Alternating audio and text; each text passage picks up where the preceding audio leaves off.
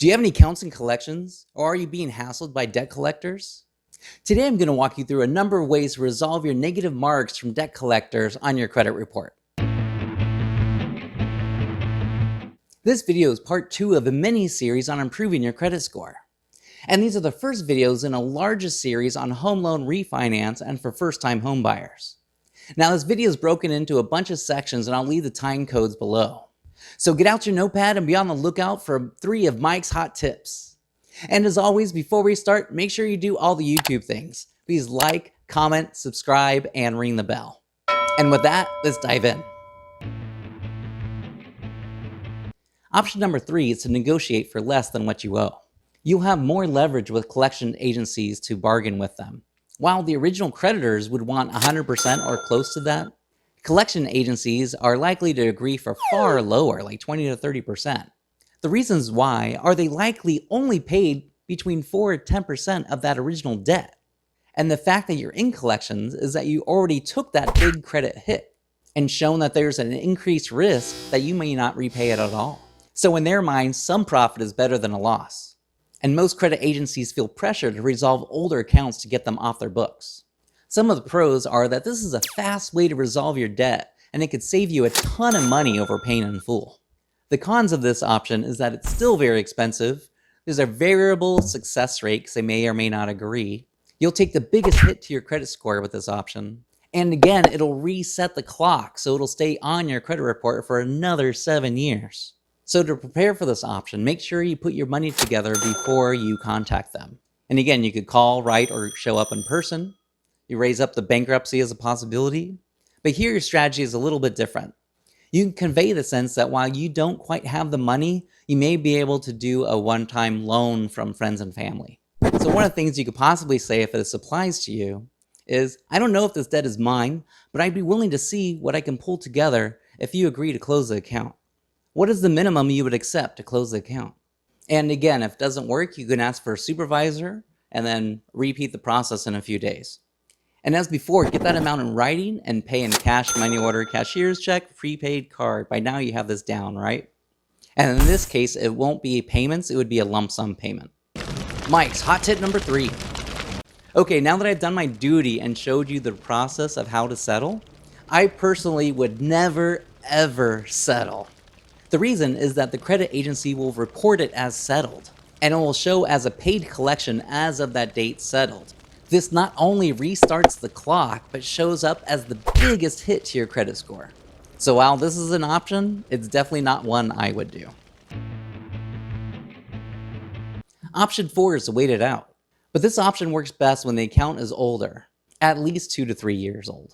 The reason being is because the biggest hit already came when that account was established years ago. After 2 to 3 years, the penalty is nowhere near as bad, and it will continue to affect your score less over time.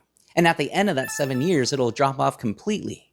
The pros of this option is that you spent 0 money, it's a very high success rate, you're already on your road to recovery, and it's a super easy option. What's easier than not paying something, right? The downsides is that the account will still show up for a few more years, and you'll continue with that credit hit even if it is substantially lower. And the main thing is you may feel some uneasiness about not paying a debt that you know you owe. The process for this is pretty simple. Simply don't answer your phone or respond to any collections, mail, or email. Option number 5, dispute accounts. I say this one for last because I know it'd be the most difficult option for most people. This is kind of like the Hail Mary play that you only use when nothing else works. One thing to note is that these kinds of debts are bought and sold frequently. Along the way, some of the documentation may be missing in which they would not be able to verify down to the penny that debt. 70% of collections reporting has some errors. That debt may be based on old information, such as an old address, old employer, your phone number, maybe you had a maiden name that was changed, etc. But if the credit agency can't verify that debt and that debt is indeed yours, they have no choice but to remove it from your credit report. And note that if you dispute an account, those creditors are not incentivized to respond. In which case, if they don't respond at all, it's automatically removed from your credit report without paying a dime. The pros are that you have spent little to no money. It cleans your credit report and you'll see an increase in your credit score. The cons are that's the lowest success rate of all the options. And it may be too compromising to your own personal standards, and you may have some legal exposure depending on how honest you are with this process. So how to do it? First, you would mail the credit bureaus to remove any old information that your debt is based on. Again, you're talking about old addresses, old employers, old phone numbers, old names that you've used. And once you've confirmed that those items have been removed from your credit report, then you submit your dispute in writing. Do not use the automated letters that you can find online. You'll need to customize your own letter. But you can use those as a guide for what to include in your letter. Also, do not file this dispute online.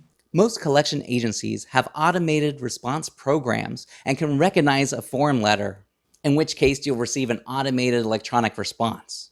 A handwritten letter forces a human to review it, making this the least likely option that they would respond to. And again, if the collection agencies do not reply, the credit bureaus is forced to remove it from your report.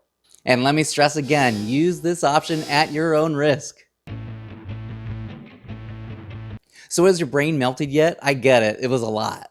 In the next video, I'm going to break down how your credit score is calculated to allow you to prioritize what you need to do next. Okay, that's it for this episode. Don't forget to click below to obtain your free credit workbook and your budget templates. Remember to do all the YouTube things for more videos like this, and I'll see you next time. Hey, thanks for watching until the end. If you have found value in this video, please consider clicking the like button, subscribe, and comment down below with your feedback and questions. This will help me provide you with the quality answers you are looking for.